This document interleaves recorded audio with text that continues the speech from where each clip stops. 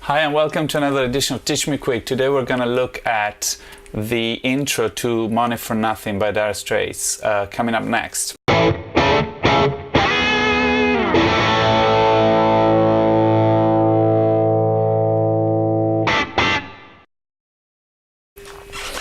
So Money for Nothing is a great track that everyone knows. If you play the guitar, you've heard it. If you don't play the guitar, you heard it. Why is it great? Because it's got a distinctive sound.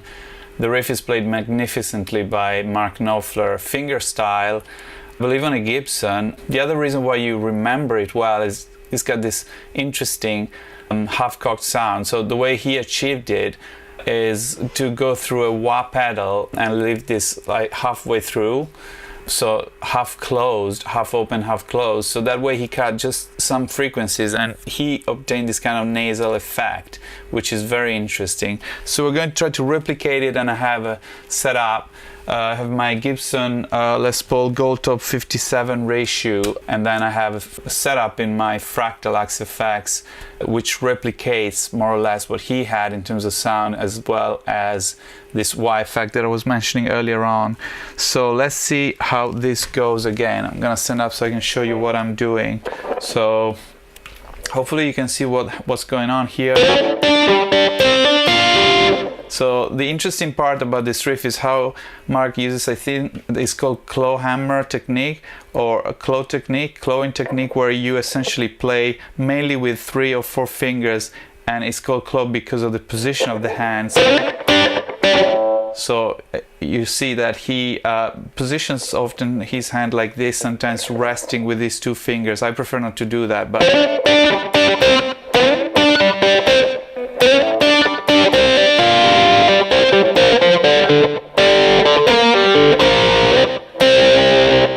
so the way this works is that you want to give as much syncopation as possible to the riff. This starts with the 5th interval, so it's G and D on the 3rd and 4th string. And then you hammer on from C to D on the G with this double stop. And then hit this F on the B string.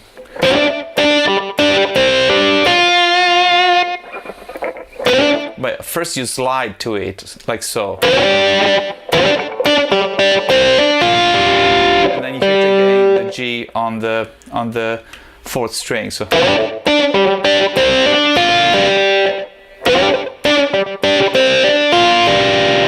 okay, so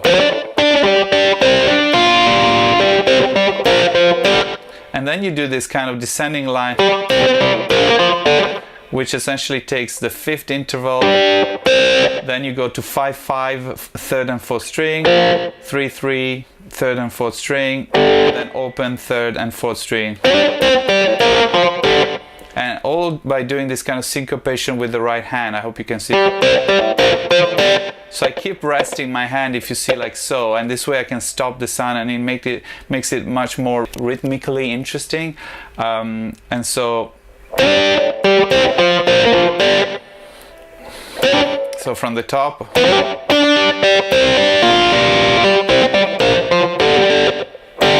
and you hit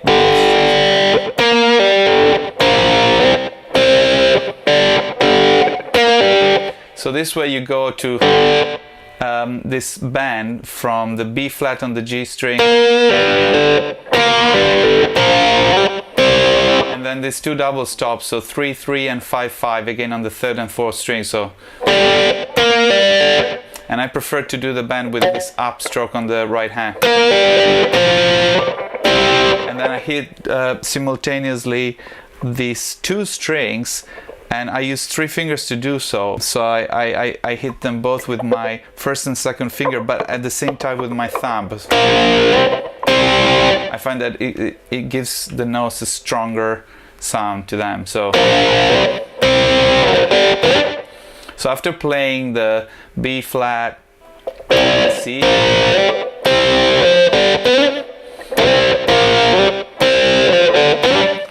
you just slide back and then up again to the fifth interval that we were discussing before, which is a G, by the way. So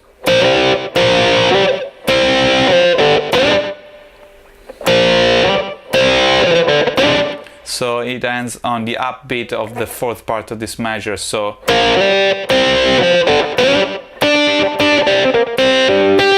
the second time is slightly different. So he starts still with this fifth interval, but he does this pull off from D to C on the G string. He does this motive like so.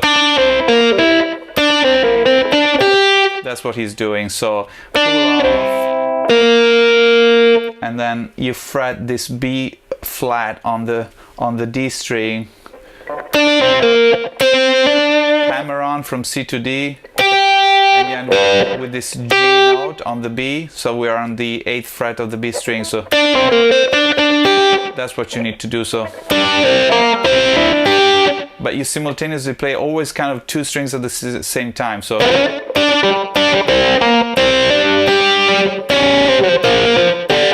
and then the descent here is also a bit different. So this time you pull off from 6th to 5th fret of the G string while hitting also the G on the 4th string, like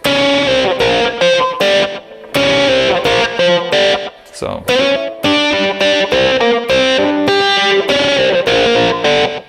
I find that this is as close as I think he plays it. Live he changes a little bit, each verse is slightly different, so this is kind of my interpretation of what I hear. So and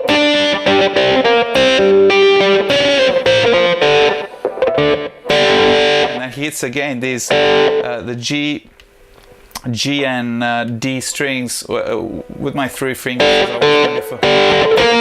and again the band from B flat goes slightly up, like a quarter tone up band, and the last part is different. This time he goes 3 3 5 5, but using the D and A string, so 4th and 5th string as opposed to 3rd and 4th. I hope you can see the way I fret the notes as well simultaneously. So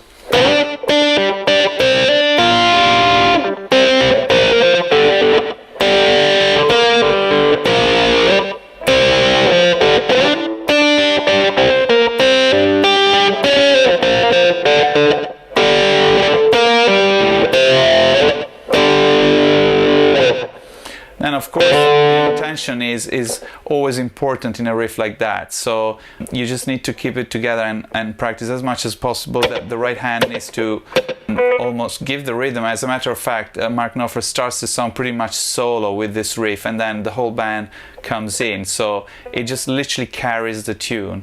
So I hope you enjoyed this episode of Teach Me Quick. Great song. I hope to bring you more videos like this. If you enjoyed, please remember to subscribe and leave a comment, and I'll see you next time. Bye!